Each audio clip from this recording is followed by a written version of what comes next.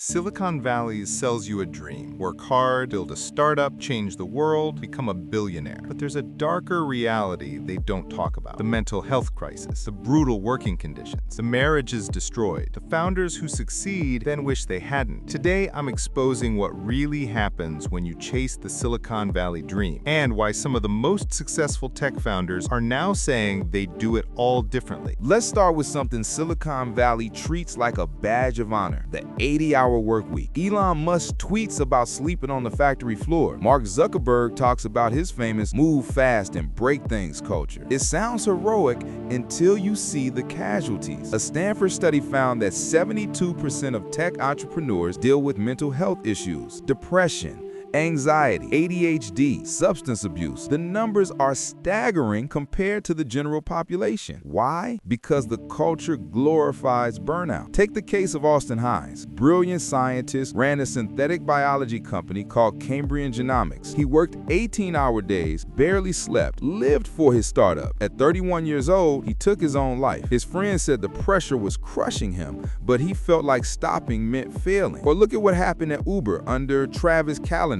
Employees reported panic attacks, insomnia, and breakdowns. One engineer said she worked so many consecutive all-nighters that she started hallucinating during meetings. The company called it hustle culture. Here's what they don't tell you: burnout doesn't make you more productive. Research from Stanford shows that after 55 hours a week, productivity drops so much that working more actually produces less. But Silicon Valley keeps pushing its narrative because if you burn out, there are 10 more hungry entrepreneurs ready to replace you. Now, let's talk about what happens to relationships when you're building the next big thing. Silicon Valley has an unspoken rule: your startup comes first, always, before your spouse, before your kids, before your health. Jeff Bezos divorced after 25 years. Elon Musk has been married 3 times, divorced 3 times. Sergey Brin's marriage ended partly due to work stress. Bill Gates just divorced after 27 years. Pattern? But it goes deeper than just billionaires. A survey of startup founders found that 62% said their relationships suffered significantly. 40% got divorced within the first 5 years of founding their company. I spoke to a founder, we'll call him Mark, who built a company worth $50 million.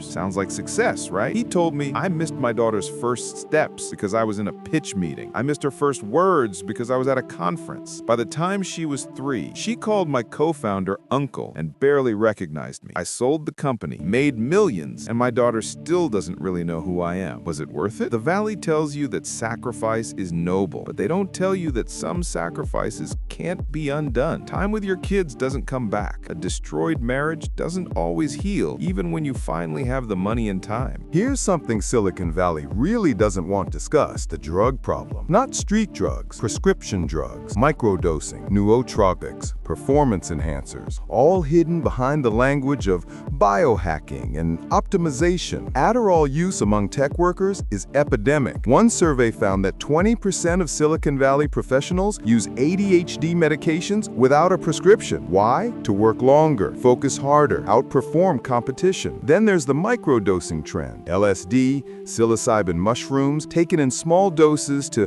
boost creativity. Some VCs won't fund you unless you're part of the club. It's become so normalized that there are literally guides on how to microdose at work without getting caught. Steve Jobs famously said LSD was one of the most important things he ever did. But what they don't show you is the other side: the founders who become dependent, the anxiety that comes when you're not enhanced, the crashes. A former Facebook engineer told a journalist, "I started taking modafinil to work through the night. Then I needed it to function during the day.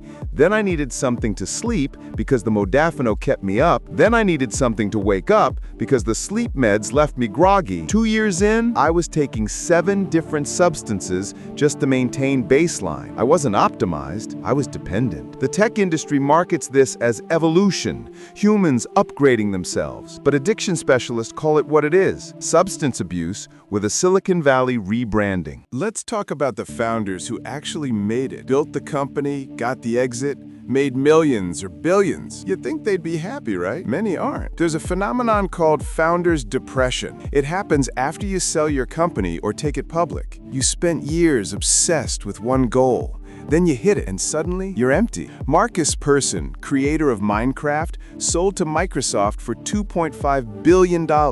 He tweeted, "The problem with getting everything is you run out of reasons to keep trying. Hanging out in Ibiza with a bunch of friends and partying with famous people, able to do whatever I want, and I've never felt more isolated." Or take the WhatsApp founder, Brian Acton, sold to Facebook for $19 billion, walked away from $850 million in unvested stock because he couldn't stand what Facebook was doing to his creation. He said keeping the money meant compromising his values. How many people can say they walked away from $850 million? Then there's the guilt. Sean Parker, Facebook's first president, now says social media is destroying society and he feels responsible. The designer of the iPhone's pull to refresh feature says he regrets creating something so addictive. These people achieved the ultimate Silicon Valley dream, and many of them wish they could undo it. That's not in the pitch decks. That's not in the TechCrunch articles, but it's real. So, does this mean don't build a startup? Don't pursue success? No, but it means do it differently than Silicon Valley tells you to. A new generation of founders is rejecting the old model. They're building what's called calm companies. Profitable, sustainable, without venture capital demanding 10x growth every year. Basecamp, ConvertKit, Gumroad, these companies make millions, treat employees well, and the founders aren't burned out. Some rules they follow: no 80-hour weeks, no hustle culture, profit from year one instead of chasing billion-dollar valuations, saying no to investors who want to control their vision. Sahil Lavingia, CEO of Gumroad, wrote about taking his company from valued at $100 million to nearly bankrupt, then rebuilding it as a calm, profitable company. He works 30 hours a week now. The company makes millions. He said, "I have my life back, and the business is healthier than ever." There's also a mental health movement starting. More founders talking about therapy, medication, and balance. Y Combinator now includes mental health resources in their program. Some VCs are starting to care about founder well-being, not just growth metrics. The dark side of Silicon Valley is real, but